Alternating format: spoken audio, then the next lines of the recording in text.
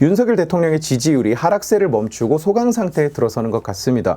얼마 전에 저는 윤석열 대통령의 지지율 하락과 그 대책에 대한 영상을 올린 적이 있는데, 실제로 대통령실도 제가 영상에서 말했던 것처럼 새로운 아젠다를 끄집어내면서 변화를 시도하는 모양새예요. 좋은 변화입니다. 아니, 필요한 변화입니다. 오늘은 그 영상에서 잠깐 말했었던 20대, 30대의 분노에 대해서 이야기해 보려고 해요. 20대, 30대 남성의 분노라고 말해도 될 것 같아요. 2030 남성과 여성은 정치에서만큼은 다른 대부분의 주제도 마찬가지겠지만 의견이 전혀 매치되고 있지 않기 때문이에요. 이전 영상에서 말씀드린 대로 윤석열 정부는 시작할 때부터 핸디캡을 안고 시작한 상황입니다. 기존 정권들도 당연히 상대당 후보가 있었고 누군가는 대통령 당선인을 미워하는 상태로 시작을 했지만 이렇게까지 감정적으로 격앙된 적은 없었어요. 양측 진영 모두 상대 후보가 당선되면 나라가 망할 것이라고 생각했습니다. 물론 저도 그렇게 생각하고요. 그 근거는 수많은 영상에서 이미 얘기한 바가 있으니까 궁금한 분은 제가 이재명을 어떻게 생각하는지 한번 찾아보시기를 바랍니다. 어쨌든 국민의 절반 가까이가 그냥 뭘 해도 일단 반대하고 일단 못한다고 평가를 할 상황인 거예요.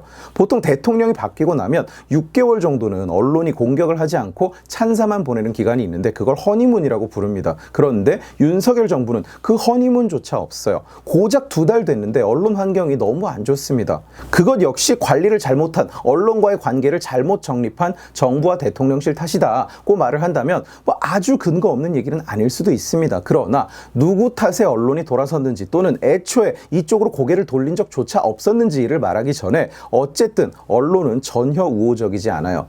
역사상 유례가 없는 도어 스태핑을 매일같이 하는데도 예전 정권에서는 1년에 대통령 납작 한 번을 보기가 힘들었던 때보다 더 적대적이에요. 그런 상황에서 대선 때 윤석열 후보의 주요 지지층이었던 20대, 30대 남성들이 지지를 철회한다는 얘기가 들려옵니다. 당에 가입했던 청년들이 탈당 러쉬를 한다고 해요. 물론 우리가 잊지 말아야 할 것은 겉으로 드러나는 청년들의 반응은 사실 전체 청년 그룹의 생각과는 많이 다를 수 있습니다. 정치적 의견이 표출되는 것이 대부분 온라인 커뮤니티나 소셜미디어를 통하기 때문에 그 커뮤니티나 소셜미디어 그룹의 대세가 크게 확대되어 보이죠. 그리고 온라인에서 활동을 하지 않는 절대 다수의 목소리는 드러나지 않으니까요. 그리고 그 커뮤니티 같은 공간이 전체를 대변한다고 말하기 어렵습니다. 그러나 어쨌든 드러나는 모습을 가지고 판단하자면 20대, 30대의 일부 또는 상당수는 윤석열 정권에 실망을 하고 지지층에서 이탈하고 있는 중이에요. 그들이 되는 이유가 바로 약속을 지키지 않았다는 겁니다. 지난 대선에서 가장 큰 반전을 가져온 시점을 꼽으라면 그중 하나는 윤석열 후보의 여가부 폐지 공약이라는 것에 이견을 낼 사람은 없을 겁니다. 그 공약은 울분에 찬 20대, 30대 남성들을 열렬한 윤석열 지지자로 만드는 역할을 했어요. 뒤이어 군인 월급 200만 원 인상 등의 공약이 나오면서 젊은 남성들은 오직 윤석열만이 남성의 목소리에 귀를 기울인다고 받아들였습니다. 아주 틀린 얘기는 아니죠. 한 놈은 아직까지 개딸놀이를 처하고 있는 중이니까요. 그런데 그 약속을 지키지 않았다. 군인 월급 200만 원은 단계적 인상으로 바뀌었고 여가부는 폐지되지 않았다. 이런 성토를 하는 사람들이 있어요. 20대, 30대 여러분들은 제가 얼마나 평소에 20대, 30대의 입장을 설명하고 또 대변해 왔는지 다들 기억하실 겁니다. 그러나 저는 약속을 안 지켰다는 말에 대해서는 좀 이르지 않나 생각을 해요. 여가부를 폐지한다는 계획은 달라진 게 없다고 대통령실, 여당, 심지어 여가부 장관도 여가부 문을 닫으러 왔다고 이야기를 하고 있어요. 그런데 2달 만에 여가부를 안 없앴다고 지지를 철회한다고 말을 하는 것은 그냥 냄비라고밖에 부를 수가 없죠. 여가부는 그냥 자, 문 닫자 한다고 닫을 수 있는 게 아닙니다. 정부 조직법을 개정해야 돼요. 그리고 개정안은 이미 올라가 있어요. 국힘당이 발의를 해놨습니다. 그런데 통과가 안 되죠. 왜? 민주당이 다수니까요. 그러면 이걸 통과시키는 방법은 뭐냐? 국힘당이 다수당이 되는 거예요. 아니면 적어도 민주당이 깽판을 칠 수 없도록 지지율이 나와줘야 가능한 겁니다. 니들 이걸 반대해? 그래. 그따위로 굴어봐. 다음 총선은 니들은 2자릿수 정당으로 떨어질 테니까. 이런 힘을 보여줘야 통과가 되는 겁니다. 국힘당이 이뻐서, 국힘당이 완벽한 정당이라서 지지하는 게 아니라 내가 지지하는 정책을 통과시키기 위해서 그 정책에 투표할 국힘당의 지지를 보내는 거예요. 그게 대의민주주의의 핵심입니다. 이런 상황에 대한 고려는 없이 정부 출범한 지 2달, 이제 70일쯤 됐습니다만 고작 2달 반 만에 왜 여가부가 아직 남아있냐, 니들은 나를 속였다, 이런 자세로는 대한민국이 망해도 여가부는 살아있을 거예요. 절대로 없어지지 않습니다. 그런 성향을 보이니까 무슨 여가부 폐지 공약이 이준석 한 사람 입에서 나왔다. 윤 캠프는 원래 반대했다. 이런 사실관계와 맞지도 않는 거짓말 선동 기사가 하나 올라왔더니 20대, 30대가 모이는 커뮤니티에서 난리가 났어요. 지지 철회한다, 탈당한다, 이럴 줄 알았다.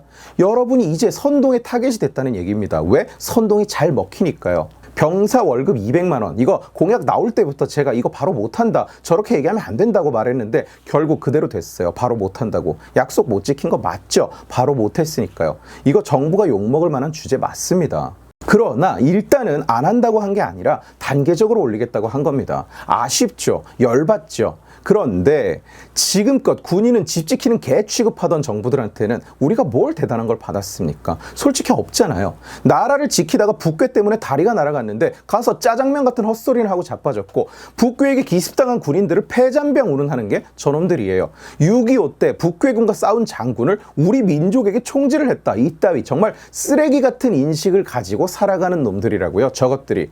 정권이 바뀌자마자 윤 정부가 제일 먼저 한 일이 뭐냐? 북괴에게 당한 군인들 유가족을 초청해서 인사하고 대접한 겁니다. 그런 상황에서 그나마 하겠다고 의지를 보이는 정부한테 지지 철회네, 앞으로는 투표 안 하네 이런 얘기를 하기에는 좋아요. 그것도 여러분 자유입니다만 그러기엔 70일은 너무 짧은 기간 아닌가요?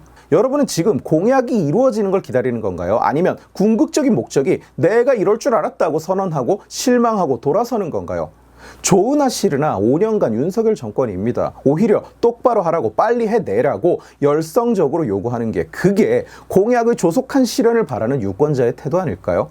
저는 정말로 10년 넘게 군인들 돈 더 줘야 된다. 대접을 제대로 해야 된다. 징병은 물론 모병군인도 전역 후에 사회에 바로 진입할 수 있는 제도적 장치를 마련해야 된다고 주장을 해왔습니다. 빼앗긴 시간에 대한 보상도 해야 되고 국민들의 인식도 바꿔야 된다고요. 시간이 엄청나게 걸리는 일이니까 지금 바로 시작해야 된다고 앞으로도 계속 그렇게 주장할 거예요. 그런데 제가 만약 뭐야 안 해줘? 200만 원 안 올려줘? 그러면 지지 철회하고 입을 딱 닫았다면 그 얘기는 누가 해줍니까? 이런 얘기를 아무도 안 한다면 그 여론은 누가 유지합니까? 저도 입을 닫고 여러분도 입을 닫고 우리 모두 그냥 자리를 팍 차고 일어나서 나가버리면 회의장에 대체 누가 앉아있나요? 여러분이 싫어하는 바로 그 사람들만 남잖아요. 그 사람들만 남아서 국가 중대사를 다 결정지을 것 아닌가요? 뭔가를 요구하고 협상을 할 때는 테이블에 앉아서 상대에게도 여지를 줘야 일이 되는 거지. 되냐 안 되냐 yes, no로만 대답을 해라. 상대방이 막 설명을 하려고 하는데 아 됐어 말이 기네 당신이랑 일 안 해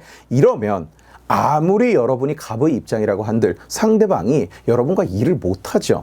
이 상황에서 정치가 여러분과 일을 못한다는 게 무슨 뜻이냐? 여러분의 목소리가 줄어들고 있다는 거예요. 극렬 폐해 단체들은 지금 이 순간에도 어딘가에 모여서 되지도 않는 요구를 하고 있는데 여러분은 에이 뭐야 속았어 됐어 너랑은 끝이야 이제 투표 안 해. 70일 만에 그런다면 앞으로 대체 누가 여러분의 말에 귀를 기울이겠어요? 정치라는 건 어쨌든 지지를 받고 표를 받아야 되는 겁니다. 아, 안 돼. 저 계층은 도저히 데려올 수가 없어. 이렇게 되면 정치권의 그 누구도 그 계층의 말에 귀를 기울이지 않습니다. 무조건적인 지지도 당연히 좋지 않지만 로열티가 전혀 없는 지지 역시 정치권의 입장에서뿐 아니라 여러분의 입장에서도 좋지 않은 거예요. 왜? 여러분의 목소리가 줄어드니까. 이준석을 쳐냈다고 화가 난 분들 많은 거 알고 있습니다. 이준석 씨에 대해서는 저는 얘기하기 싫다고 지속적으로 말을 하고 있습니다만 그러나 정치도 정권도 이준석도 아직 끝난 게 아닙니다. 국힘당이 젊어져야 되고 세대 교체가 돼야 된다. 저도 그렇게 생각해요. 늘 그렇게 말해왔어요. 그러나 세대 교체는 목적이 아니라 과정이고 수단이에요. 중요한 것은 우리의 요구가 관철되는 것이지 지지 자체가 목적이 될 수 없습니다. 그래서는 안 되는 거예요. 저는 국힘당의 대변인도 아니고 정치인도 아닙니다. 여러분이 국힘당을 지지하거나 말거나 윤 대통령을 지지하거나 말거나 직접적인 이해관계가 얽혀있지 않아요. 지지를 하거나 미워하거나 다 여러분의 자유입니다. 그러나 우리가 바라는 바를 이루는 방법이 뭔지를 고민해야 되지 않을까요? 오늘 지식의 칼은 여기까지입니다. 재미있게 보셨으면 지식의 칼 채널을 구독해 주시고 이 영상을 주변에 공유해 주세요. 여러분들이 공유해 주시면 설득은 제가 하겠습니다. 고맙습니다.